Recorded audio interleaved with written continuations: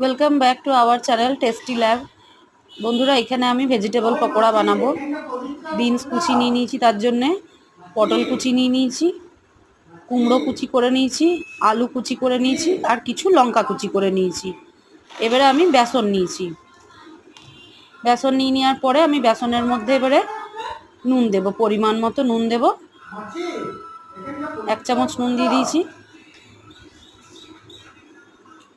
অল্প কালো জিরা দিয়েছি,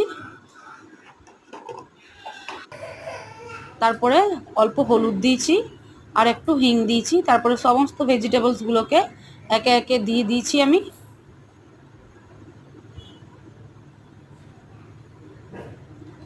তারপর আলু দিয়ে দিচ্ছি। সব ভেজিটেবলসগুলোকে আমি দিয়ে দিচ্ছি, লঙ্কাটাও দিয়ে দিচ্ছি।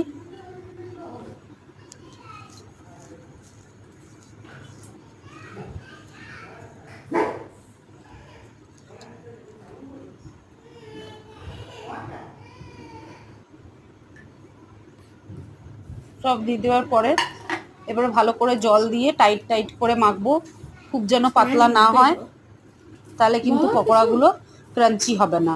আর হ্যাঁ, আরও একটা জিনিস আমি এখানে দিয়েছিলাম, খাবার সোডা, তাতে করে পকোড়াগুলো খুব ক্রাঞ্চি হয় আর পকোড়াগুলো খুব ফুলে উঠবে। ভালো করে আমি মেখে নিলাম। এখানে দেখতেই পাচ্ছেন বন্ধুরা, এইভাবে আমাকে মেখে নিতে হবে। তারপরে আমি 5 মিনিটের জন্য ঢাকা দিয়ে রেখে দিয়েছিলাম রেস্টে। এরপর আমি গ্যাসে কড়াই চাপিয়ে দিয়েছি। তার মধ্যে আমি এখানে রিফাইন তেলের ইউজ করেছি। তেল গরম হয়ে গেলে একে একে পকোড়াগুলো ছেড়ে নিই। কতক্ষণ দেখাবে? এরপর তেল গরম হয়ে গেছে। ঠিক এই সাইজের পকোড়াগুলোই আমাদের বানাতে হবে, খুব একটা বড় করা চলবে না।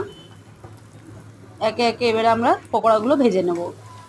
দেখুন বন্ধুরা, পকোড়াগুলো ভাজা এইভাবে হয়ে গেছে। আর এটা খেতে খুব ভাল লাগে, বিকেলে স্ন্যাক্সে চা দিয়ে বা মুড়ির সঙ্গে খুব ভালো লাগে এটা খেতে।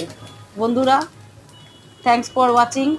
টাটা, আবার নেক্সট ভিডিওয় দেখা হবে। আর বাড়িতে জরুর এই পকোড়াটা বানিয়ে খাবেন, নিরামিষ পকোড়া। টাটা।